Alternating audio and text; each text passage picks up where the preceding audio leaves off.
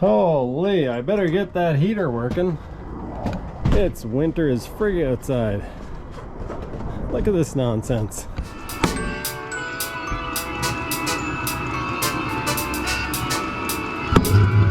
Yes!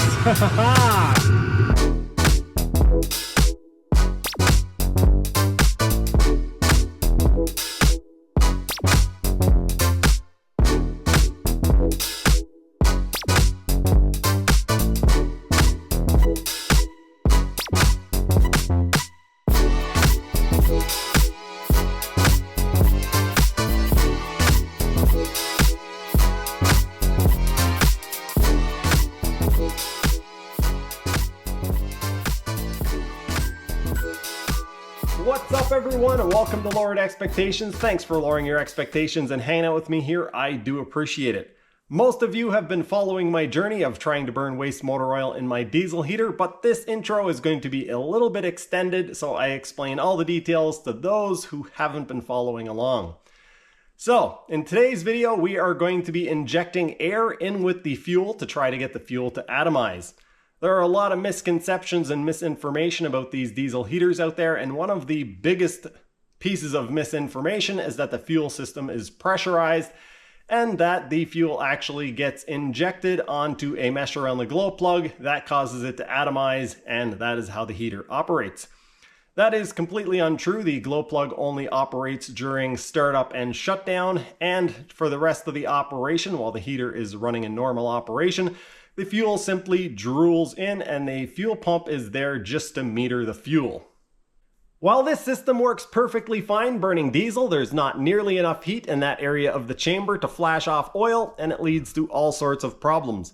We have been doing a bunch of modifications to my heater to try to get this to work. If you guys haven't seen those videos, feel free to go check them out. But this video is about injecting air with the fuel to make it atomize and hopefully make it burn a whole lot hotter and cleaner. A big thanks to Lance for not only giving me this idea, but for actually doing some of these experiments himself and posting some videos on it.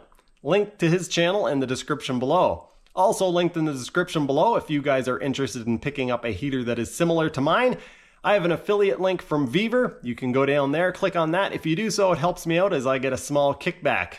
It also helps you out because there is a discount code down there, VVS10 for $10 off your purchase, or VV promo for 5% off store-wide. If that sounds like something you're interested in, go down there and check it out. Those of you who follow my channel closely will know that I've been working on a new burn chamber design. I am very excited to share it with you, and I have fallen behind quite a bit with my videos.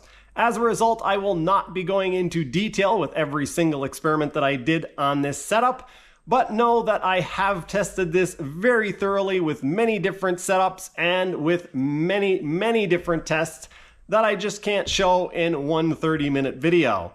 I picked out all the bits that I thought that you guys would find interesting, so hopefully I was right and this video doesn't suck. I have to say before we start that you should probably not do anything that you see me doing in this video. Use your heater the way it was recommended to be used. Now, let's see what other Joel has to say about the setup.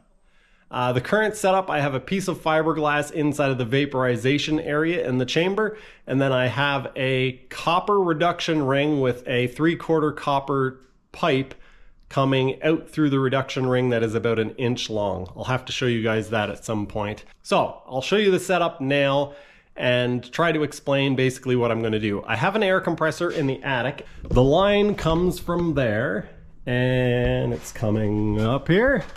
And I have a pressure regulator that is currently shut off. I have my little coil of hose, and then I have a fitting so that air can be fed. Fortunately, this tubing actually is sized perfectly so it fits inside one of these things. It's not what it's intended for, but it actually works. So the air line rather, is teeing into my fuel line. I have the fuel line going in here. It goes through one preheater out to here. Then it goes in through the second preheater and into the bottom here. I should have pointed out the first of the video that my burn chamber has a whole bunch of modifications done to it, and your results might be different than mine. I'll set the fuel first, and I'm going to set it up a little bit rich because we're going to be feeding air in with it. 1.5, we'll go 1.8, no 7, oops. And then for the high side, we'll go 4.2. And for the fan speed, just so that we can hear stuff, I'm gonna keep it at 4,000 RPM. I'm gonna power it on. When the fuel starts pumping, I'm actually gonna start feeding air to it right away. You guys won't be able to hear it. The airflow is going to be very low. So I'm gonna have to just judge by looking at the fuel line itself. So let's power it on and see what happens. Hopefully what happens as soon as it starts pumping, it'll mix with the air and go in. Okay, I have ignition without the pump even being on.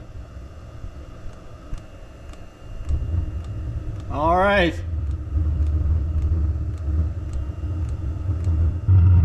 That is pretty neat. Okay, I am gonna let the temperature stabilize, so I have a very minimal amount of air going in through the fuel line right now. I have to keep some going through, because if I don't keep some going through, it will starve for fuel, because it is the air that is actually pushing the fuel in right now. What I meant by that is the pump carries the fuel from the tank through to the T, and then it is the airflow that carries the fuel from the T through 2 preheaters and into the burn chamber. If I simply cut all of the air supply off, the fuel would have to fill up the line all the way from the T through 2 preheaters into the burn chamber. That would take a long time and the heater would flame out. I just realized that I need to start this test over, because if I don't, I'm gonna have a whole bunch of people calling me an idiot because I didn't set this up with a Venturi effect. I'm not sure that this will have any effect on it, but if I didn't do this, people would call me an idiot. It should have been fairly obvious when I was hooking it up not to do it this way, but I was just thinking, oh, well, the fuel goes in, I'll add some air to it. So as you guys can see, fuel is going in here, air is going in through the top. You can actually see some fuel being fed in. I've turned up the air a little bit more, and we are up to 229 Celsius on the burn chamber. So I'm gonna go take a quick look. Whoa, it's putting out a lot of heat too. I am gonna go check outside. We are up to 234. As I'm doing this, I'm actually gonna switch it over to the waste oil. And we are hot enough now, hopefully. Yeah, hopefully, fingers crossed.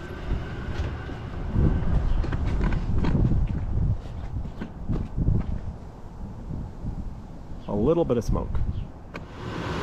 I'm actually going to speed the fan up a little bit, because I don't want the body of the heater to overheat. And now that we're making that kind of temperature, I think I am safe doing this. I'll speed it up to, say, 4,600.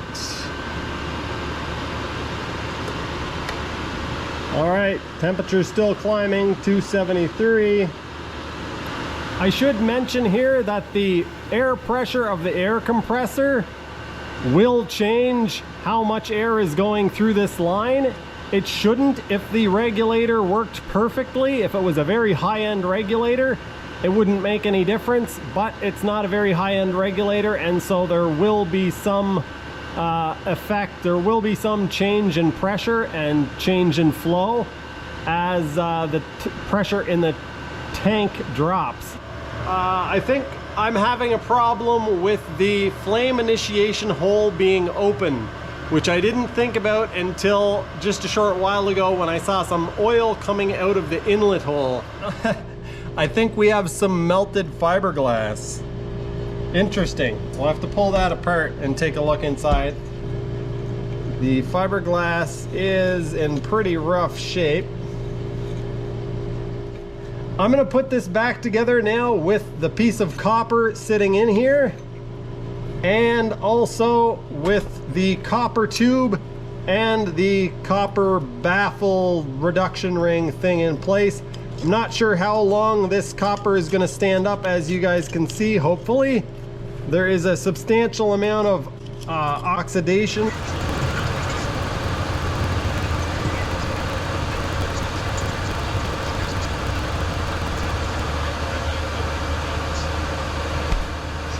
Oh, we're still recording. So the test seems to be going fairly well, and I thought I would actually try to demonstrate to you guys how much air I'm using. I disconnected this hose, and that's why the temperature is where it is now. It was actually at 252 and climbing. So I'm gonna pull this off to show you guys how much airflow is actually coming out of this. It's not very much. Okay, there goes the timer. So I'm gonna pull this off and show you guys how much airflow is coming out. There is some airflow coming out, but not a whole lot, enough to move this rag, but hopefully you guys can hear that. I'm gonna plug it back in now because, oh crap, we got fuel coming out. Oh no, oh no, bad things. Bad things are happening. Ah, shut down. Oh no. I just had a fuel line fail. My battery's at 1%, so I can't really talk about it, but I am going to just run the fuel line into the bottom of the heater without doing any preheating. That sound that you hear in the background is the air compressor running, and the heater is up to 289 Celsius. So it looks like the air compressor turns on about every half an hour. So yeah, I'm gonna do some math and try to figure out how much energy. I suppose I should have timed it. I think it takes under a minute, about 45 seconds. I timed it before when I built it. It was about 46 seconds, I think, to recover. I just came out to check on the heater, and well, as you guys can tell, it's not running. Error 8, flamed out. I have the flow set, but what happens is as the pressure in the tank drops, the pressure going to the heater drops. It's not supposed to. If you have a really fine, a really expensive air regulator, it will regulate it fairly precisely, but mine is not that good, and so the pressure is fluctuating. So what happens is when the air compressor is way up in pressure, it builds pressure to 120 psi. The pressure at the heater is too high, and then as the tank drains down to 90, the pressure gets too low. My giant soldering gun. I've had a couple people mention. All right, if I can get this one on without breaking the other one off, that'd be awesome. Where's my needle nose pliers?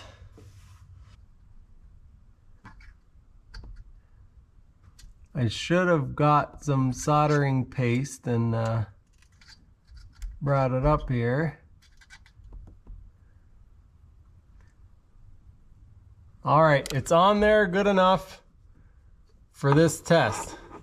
Let's hope anyway. There goes the fan.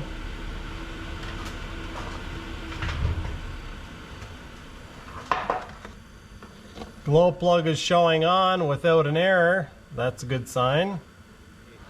I was chatting with somebody in the comments just a couple hours ago, and they told me to get a regulator for a airbrush. And that reminded me that I actually have an air regulator right here. Cool. I was like, am I gonna be able to find it? I bought this years and years ago. I noticed yesterday while playing around with the airflow that it is kind of unpredictable when you start to get up to the threshold of how much air you can feed it. So what happens is it will start getting hotter, hotter, hotter, hotter, and then it reaches a point where it doesn't get a lot hotter, and very quickly, if you add more air, it will actually flame out. I'm gonna leave this now. The last time I said I was gonna leave it, I switched the regulator. This time I'm really gonna leave it, and hopefully when we come back in a few hours, this is still working and is still making some decent heat.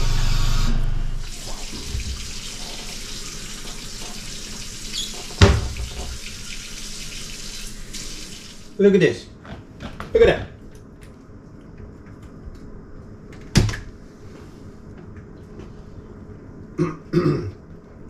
Snowed.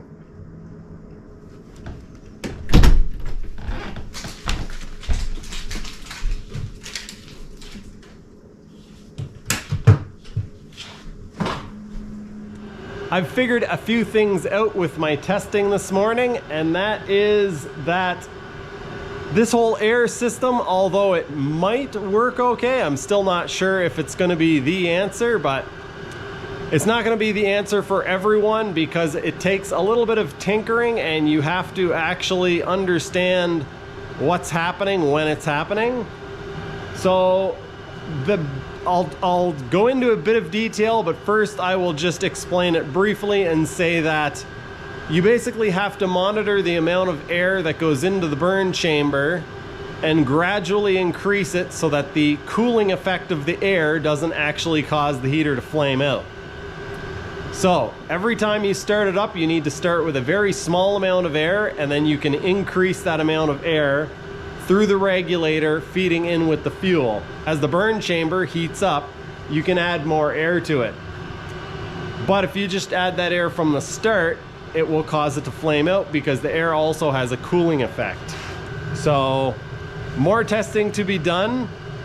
This could be, yeah, it could be something that works for some people. How about that? Perfect example of what I'm talking about. The heater was having a hard time around 160 Celsius. I gradually got it to turn our heat up to about 200, and as I was talking to you guys, it went to 215. I came over here, the heater temperature was actually starting to drop, and I added a little bit of air to it. Keep in mind, I tried to add air to it before and it almost died. And while I've been talking to you, it jumped to 300 Celsius. And it's still climbing.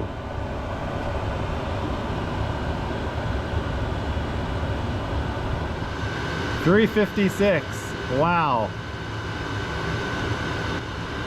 I was gonna say, what is that in Fahrenheit? 662 Fahrenheit. As I'm saying this, the temperature's starting to drop. It's still 290, but 6, 5, 4, 3, 2, 1, 89, 7, 8, wow. 72, 70, 69, 60. I'm going to tell you guys what I think just happened with the heater. I think it actually happens more often than I recognize, and I just don't pick up on it. Let me know if you think I'm wrong. Let me know what you think actually happened, but I think what happens, what happened this time and what happens every now and then, is that I'm doing an experiment and the heater happens to be running a little bit rich. Because it's running rich, there is fuel building up inside of the vaporization chamber, the burn chamber, the heat exchanger, whatever. That fuel builds up. So I notice that, hey, I'm feeding more air to it and it's getting hotter. I can even feed more air to it and it's getting hotter. This is awesome. It's getting hotter. It's getting hotter. And then eventually what happens is it consumes, it burns up all that extra fuel that it had in there from running rich. And now I'm feeding it enough air for all of that fuel that was in there, but that fuel is no longer there. So it's running way too lean. That excessive amount of air is having a cooling effect. It cools down the burn chamber extremely quickly and it crashes like it just did. So I wish I would have just had the camera running because I had a very genuine moment where I was like, no way, no way. Because I opened the door on the garage, the heater is still running, there's not a big cloud of smoke in here, and when I go over to the vent,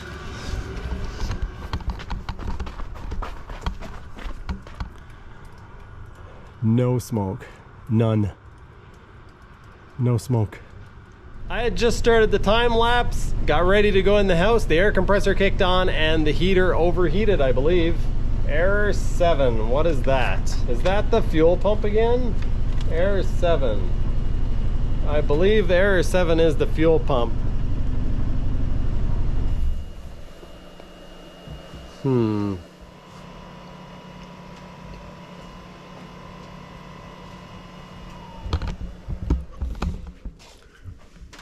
Okay, so It gave me a fuel pump error again. Error E07. My temperature sensor wire is broke. I'll have to solder that back on. I'm glad I noticed it now, although I'll probably forget before I put it back together. So I've got a broken glow plug wire and a broken heat sensor wire, and my fuel pump has a bad connection and keeps the fuel pump has stopped working on me about 3 times now. Okay, let's get this burn chamber out of here. Take a look at it. I am way too anxious, way too curious. Okay, yeah, we got some buildup in here. That's definitely not ideal. Let's split the chamber and then poke at that and see what it is. In here we've got not a lot really. Alright, so even though it looked like quite a bit of stuff, it turns out it wasn't. It was just all hollow. You guys can see there is quite a buildup of stuff. I'm going to try to do a little bit more design work on this, but basically I'm going to try to make a plate like this so that the fuel and air can come in behind here and the burn air can come in around here. So that will hopefully stop or decrease the effect that this air will have on the combustion fan air coming in. Hopefully that makes sense. So this is what I have come up with. I cut a couple of little tabs and bent them, and so now it is supported away from the outside, so it can't fall to the outside, and it won't go to the inside because willpower. That's it. Willpower will stop it from going in further. So I will do a little tweaking, we'll get this together, and then we'll continue with the testing. I'm getting a pump error code, but when I check the resistance on the pump, it is giving me a reading that I believe is correct because I checked it before. There we go, error 7. So I'm gonna have to pull it apart and see if I can find a broken wire or something. This is really annoying. What I'm gonna do is plug this into the pump. I should probably disconnect the battery power. I'm gonna plug this into the pump and see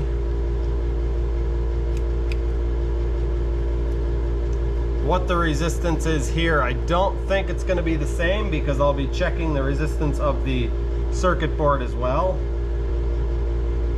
Alright, so we still are 6.7, which means it probably has a diode to stop feedback from the pump into the ECU. That is not good news because that means that the ECU thinks there's a problem with the pump even when there's not. Which means I got a bad ECU. Alright folks, it appears as though the ECU that I got with this controller has gone bad, and it's saying that the fuel pump is bad. The reason why I think that is because the fuel pump checks out okay with an ohm meter, and the only way the ECU would know if the pump was bad is basically by doing an ohm check. So I'm going to replace the ECU with the old ECU that I had, which means I'm going back to this controller. Hopefully this tells me something. If this tells me that the fuel pump is bad, then I'll get another fuel pump. If this tells me that the fuel pump is good, then I need a new ECU. The VEVOR heater lives to heat another day. We have the old ECU and the old controller hooked up to it. Is it really? No. It's minus 20. Okay, it is cold. I almost started building another burn chamber myself this evening. I I was thinking about different modifications I could make and how the air has to run, and then I was thinking like, I could make a burn chamber. It's not that difficult. So I started looking around for materials, and then I was like, no, Joel, you got more important things to do than to get into that project. Look outside.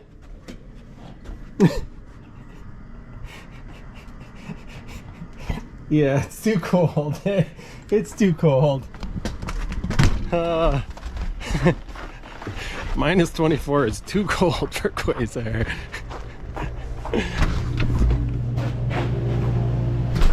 That's right, folks. That is the Mr. Heater that you hear in the background. I'm about to pull the heater down off of the shelf. I managed to mess with it and make it flame out, and now I can't get it to regain heat. It was at like 245 or 250 before it shut down. Started losing temperature, just kind of plummeted. It shut off. I started it up on diesel, I think twice, but couldn't get it to stay running. It looks like we do have a little mess around the outside of the baffled area here. I'm not sure if it's an indication of anything in particular. Okay, we do have a bit of a mess in there. We do have a considerable amount of buildup inside of the burn chamber. What I'm really curious to see is what it looks like inside of the, right where the fuel goes in. Very curious to see what it looks like in there.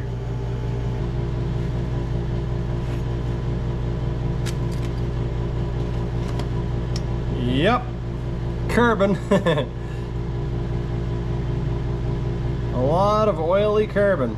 Well, that turned out to be a long video, but not nearly as long as it would have been if I would have included all of my tests. At one point, I had 2 regulators hooked back to back, and even though the pressure was very steady at the heater, I still had the same results.